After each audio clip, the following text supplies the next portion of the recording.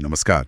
आज हम KPIT technologies की दुनिया में थोड़ा गहराई से उतर रहे हैं। हाँ बिल्कुल। हमारे पास उनके सीईओ और जॉइंट एमडी के इंटरव्यू से कुछ बातें हैं, उनकी हालिया इन्वेस्टर प्रेजेंटेशन है और वो जो केयरसॉफ्ट का अधिग्रहण हुआ है उस पर भी जानकारी है। हाँ, काफी कुछ है डिस्कस करने को। मकसद ये समझना है कि भाई ये कंपनी जो लगातार 19 तिमाहियों से मुनाफा बढ़ा रही है वो ये सब कैसे कर पा रही है, खासकर तब जब दुनिया भर में माहौल थोड़ा डावाडोल सा है। सही बात है, और ये कंसिस्टेंसी ही देखने लायक है। और हाँ, उनके सीईओ को हाल ही में टेक टाइटन अवार्ड भी मिला है। तो चलिए देखते हैं इन स्रोतों में क्या कुछ मिलता है। हाँ, ये लगातार अच्छा प्रदर्शन वाकई तारीफ के काबिल है। ऑटो इंडस्ट्री में जहाँ दूसरी कंपनियां स्ट्रगल कर रही हैं, बिल्कुल, वहाँ इनका टिके रहना खास है। तो शुरुआत करते हैं सीधे फाइनेंशियल आंकड़ों से।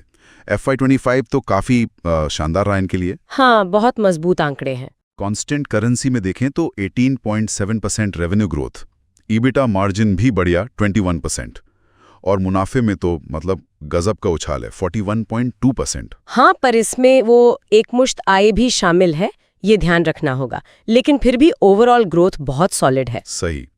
और Q4 में भी करीब $280 मिलियन के नए सौदे इन्होंने पक्के किए हैं। बिल्कुल। और इन नंबर्स के पीछे की कहानी भी देखें तो ग्लोबल चैलेंज के बावजूद ये ग्रोथ, खासकर प्रॉफिटेबिलिटी में, इंडस्ट्री से बेहतर है। कैश की पोजीशन भी देखिए, करीब 15,850 मिलियन रुपए। वाह, अच्छा खासा कैश है। हाँ, और शेयर होल्डर्स के लिए भी अच्छी खबर है, 6 रुपए प्रति शेयर का फाइनल डिविडेंड प्रस्तावित है। तो कुल मिला के 8.5 रुपए हो गया इस साल का। और एक और चीज, DSO सिर्फ 44 दिन। ओह, ये तो बहुत एफिशिएंट है। पैसा बहुत जल्दी वापस आ रहा है कंपनी के पास। एग्जैक्टली, ये अच्छी मैनेजमेंट का संकेत है। अच्छा, इन नतीजों के साथ साथ एक बड़ा रणनीतिक दाव भी खिलाए हुए है, केयरसॉफ्ट ग्लोबल का अधिग्रहण $191 मिलियन का। ये कितना अहम है केपीआईटी के लिए? ये बहुत ही कैलकुलेटेड मूव है। सिर्फ साइज में बड़ा नहीं, स्ट्रेटेजिकली बहुत महत्वपूर्ण है। ओके, कैसे? देखिए, इससे केपीआईटी को कई फायदे होंगे। एक तो ट्रक्स और ऑफ हाईवे गाड़ियों के सेगमेंट में उनकी पकड़ मजबूत होगी। ये वो एरिया है जहां वो बढ़ना चाह रहे थे। अच्छा। दूसरा, गाड़ियों की लागत घटाने वाले सॉल्यूशंस उनकी रेंज में जुड़ेंगे। आजकल खासकर चीनी कंपटीशन को देखते हुए ये बहुत जरूरी हो गया है। हाँ, कॉस्ट ऑप्टिमाइजेशन तो हमेशा ही हॉट टॉपिक रहता है। बिल्कुल। तीसरा, मैन्युफैक्चरिंग इंजीनियरिंग में उनकी क्षमता बढ़ेगी।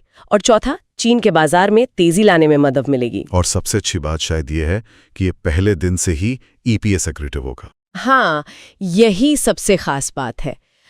अधिग्रहण करते ही कंपनी की प्रति शेयर कमाई बढ़ेगी, क्योंकि केयरसॉफ्ट का खुद का मार्जिन 25% से ज्यादा है। उम्मीद है FY26 में ये केपीआईटी के कुल रेवेन्यू में लगभग 4% का योगदान देगा। और ये डील कब तक पूरी होने की उम्मीद है? इसी तिमाही के अंत तक। और रेवेन्यू कंसोलिडेशन फिर Q2 FY26 से शुरू हो जाएगा। ठीक है। अधिग्रहण के अलावा पार्टनरशिप की भी बात कर लेते हैं। मर्सिडीज बेंज के साथ जो सॉफ्टवेयर डिफाइंड वाहनों यानी SDV के लिए करार हुआ है, वो कितना बड़ा कदम है? ये बहुत बड़ा कदम है। आप समझिए, SDV ऑटोमोटिव इंडस्ट्री का भविष्य है। हाँ, आजकल हर तरफ इसी की बात हो रही है। तो मर्सिडीज जैसी बड़ी प्रतिष्ठित कंपनी का केपीआईटी के साथ जुड़ना, वैसी ही स्ट्रेटेजिक पार्टनरशिप बनाना जैसी उन्होंने पहले होंडा या रेनॉल्ट के साथ बनाई थी, ये दिखाता है कि केपीआईटी इस SDV ट्रांसफॉर्मेशन में कितना सेंट्रल रोल प्ले कर रही है। उनकी डोमेन एक्सपर्टाइज पर भरोसा बढ़ रहा है। बिल्कुल। उनकी विशेषज्ञता और ग्लोबल लेवल पर मोबिलिटी बदलाव लाने का उनका अनुभव यहाँ काम आ रहा है। और सिर्फ मर्सिडीज ही नहीं, Q4 में अमेरिका और एशिया के कार मैन्युफैक्चरर्स और एक अमेरिकन कमर्शियल व्हीकल OEM के साथ भी इन्होंने बड़े सौदे जीते हैं। ग्रेट। अच्छा, अगर हम दुनिया भर में उनके प्रदर्शन पर नजर डालें तो FY25 में एशिया में जो ग्रोथ है, चीन, भारत, जापान मिलाकर 70% से ज्यादा, ये तो कमाल की है। यूरोप और अमेरिका का क्या हाल रहा? हाँ, एशिया में ग्रोथ जबरदस्त रही है। यूरोप अभी भी उनका सबसे बड़ा बाजार है और वहाँ पाइपलाइन मजबूत बनी हुई है। हालांकि Q4 में थोड़ी सी कह सकते हैं नरमी दिखी। ओके। और अमेरिका? अमेरिका में नए OEMs जुड़ रहे हैं, ट्रक और ऑफ हाईवे सेगमेंट में भी विस्तार हो रहा है, लेकिन वहाँ कुछ अनिश्चितता का माहौल अभी भी है। चीन की बात करें तो वहाँ उनकी स्ट्रैटेजी थोड़ी अलग है। वो वहाँ सीख भी रहे हैं, अपने ग्लोबल क्लाइंट्स को सपोर्ट भी दे रहे हैं और लोकल चीनी कंपनियों की भी मदद कर रहे हैं। इंटरेस्टिंग। तो अब आगे देखते हैं FY26 के लिए क्या चुनौतियां नजर आ रही हैं, कुछ चिंता की बातें? हाँ, कुछ ग्लोबल अनिश्चितताओं तो बनी हुई हैं। जियोपॉलिटिकल टेंशन्स है, टैरिफ के मुद्दे हैं।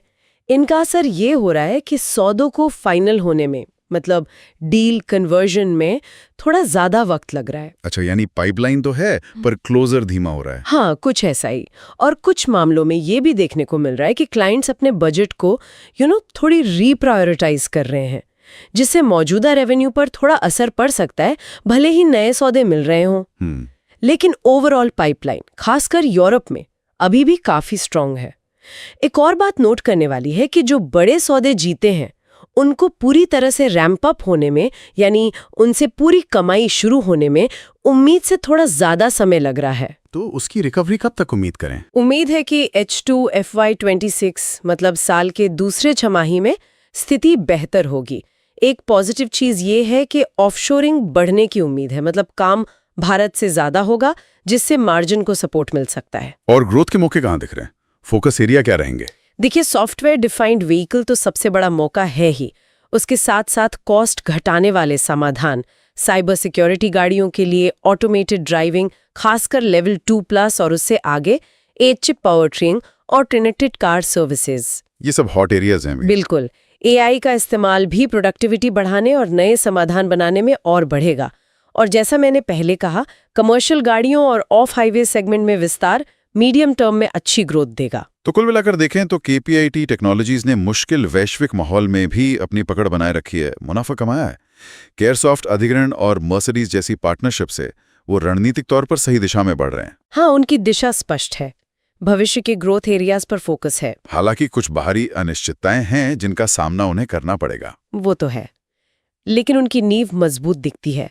वो ऑटोमोटिव सॉफ्टवेयर स्पेस में एक लीडर के तौर पर खुद को और स्थापित कर रहे हैं। बिल्कुल।